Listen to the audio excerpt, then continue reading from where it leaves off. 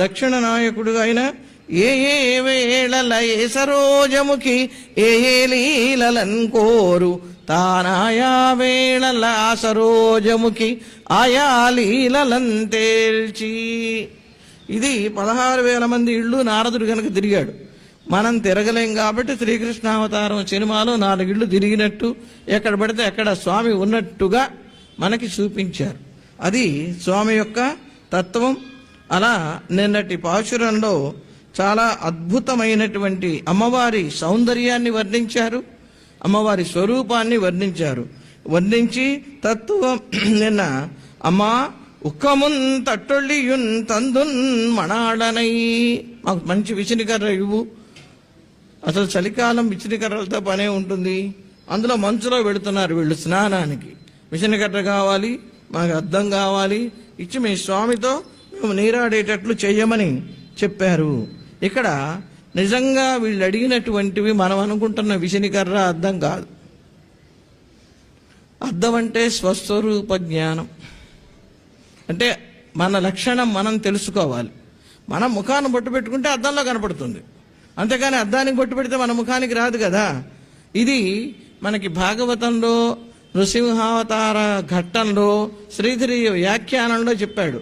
నైవాత్మన ప్రభురియం నిజ పూర్ణలాభ అనే శ్లోకంలో మనము బొట్టు పెట్టుకుంటేనే అద్దంలో కనిపిస్తుంది, కానీ అద్దానికి బొట్టు పెడితే మన ముఖాన ఉండదు అని మంచి ఉదాహరణతో చెప్పారు.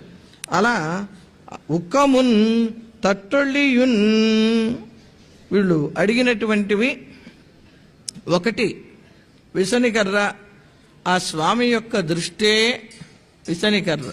విసనికర్రతో విసురుకుంటే ఎంత హాయిగా ఉంటుందో స్వామి మనని ప్రేమగా చూస్తే అంత హాయిగా ఉంటుంది. అద్దమేమో స్వస్వరూప జ్ఞానం. ముందు మనమంటే ఏమిటో తెలుసుకుంటే ఎదుటివాడంటే ఏమిటో తెలుసుకునే ప్రయత్నం చేస్తాం.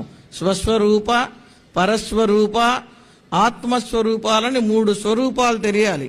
దీన్నే ఆకారత్రయ బోధ అంటారు. ఈ ఆకారత్రయ సంపన్న ఎవరు అంటే అమ్మవారు. ఆకారత్రయ సంపన్నాం అరవింద నివాసిని అని అలివేలు మంగమని చాలా అద్భుతంగా స్తోత్రం చేస్తారు. ఆకారత్రయ సంపత్తి అని పదే పదే సంప్రదాయం చెబుతుంది, కానీ నిజంగా ఆకారత్రయం అంటే ఏమిటో ఎవరికీ తెలియదు. చెప్పేవాడు చెబుతుంటాడు, వినేవాడు ఆహా అనుకుంటాడు, కానీ జీవస్వరూపం తెలుసుకోవాలి, ప్రకృతి స్వరూపం తెలుసుకోవాలి, పరమాత్మ యొక్క స్వరూపం తెలుసుకోవాలి. ఎప్పుడైతే ఈ 3ంటిని మనం తెలుసుకుంటామో మన స్థాయి ఇది, పరమాత్మ స్థాయి అది, మధ్యలో ప్రకృతి. ఈ ప్రకృతిని ఛేదించుకుంటూ పరమాత్మ దగ్గరికి వెళ్ళటానికి జీవుడికి అవకాశం దొరుకుతుంది.